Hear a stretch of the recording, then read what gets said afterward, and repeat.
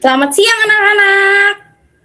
Siang, Siang, Bu. Gimana kabarnya hari ini?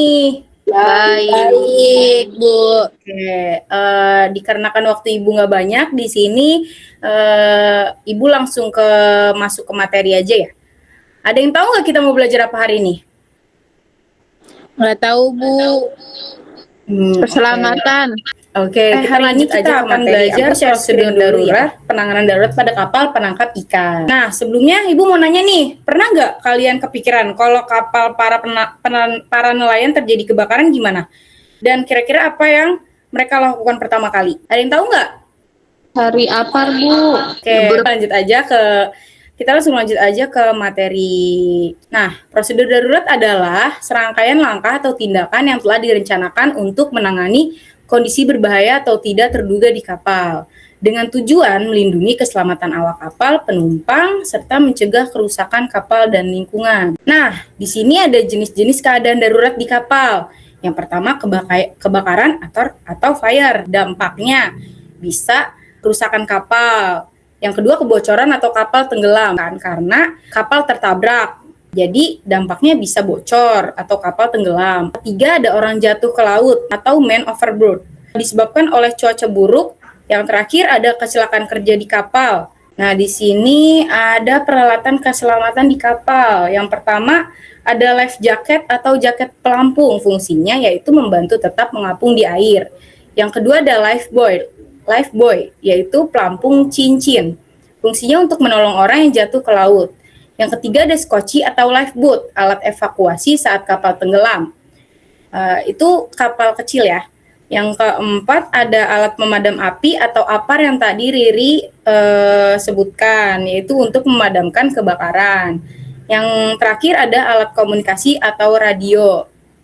Ini untuk meminta bantuan kepada kerabatnya yang ada di daratan mungkin. Nah, di sini ada prosedur penanganan keadaan darurat.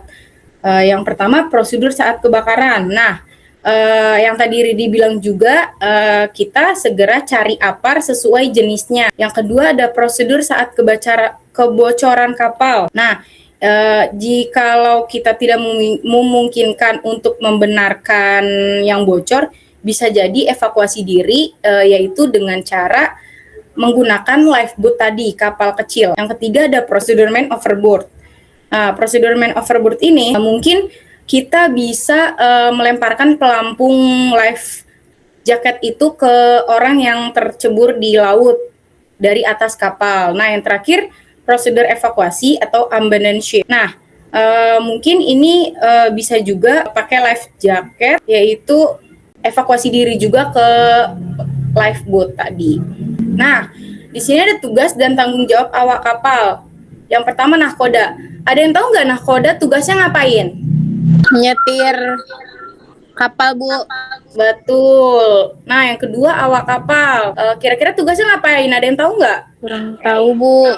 Nah, awak kapal itu tugasnya melaksanakan perintah dan membantu nahkodanya. Yang ketiga, terakhir ada petugas keselamatan. Nah, ada yang tahu nggak? Untuk memastikan K3 berjalan di atas kapal, Bu. Betul, Kalila. Kita lanjut. Nah, di sini ada pentingnya latihan drill. Apa sih kita ada pentingnya latihan drill? Untuk yang pertama, meningkatkan kesiapan awak kapal. Yang kedua, memastikan semua prosedur dipahami. Dan yang terakhir, mengurangi kepanikan saat kejadian nyata.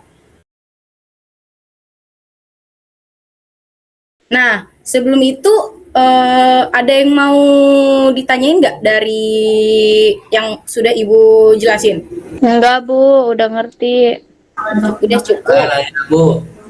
Ya udah, Ya udah, Bu. dikarenakan waktu Ibu juga nggak banyak, Ibu langsung ngasih tugas aja ya buat tugas pekerjaan rumah kalian. Nah, nanti di pekan depan kalian kumpulkan dan tugasnya ditulis di buku ya. Nah, Ibu ngasih soalnya dan kalian catat di buku. Sudah, Bu. Oke, nah Nia, Ibu memberikan kesimpulan setelah semua apa yang Ibu jelaskan, paparkan.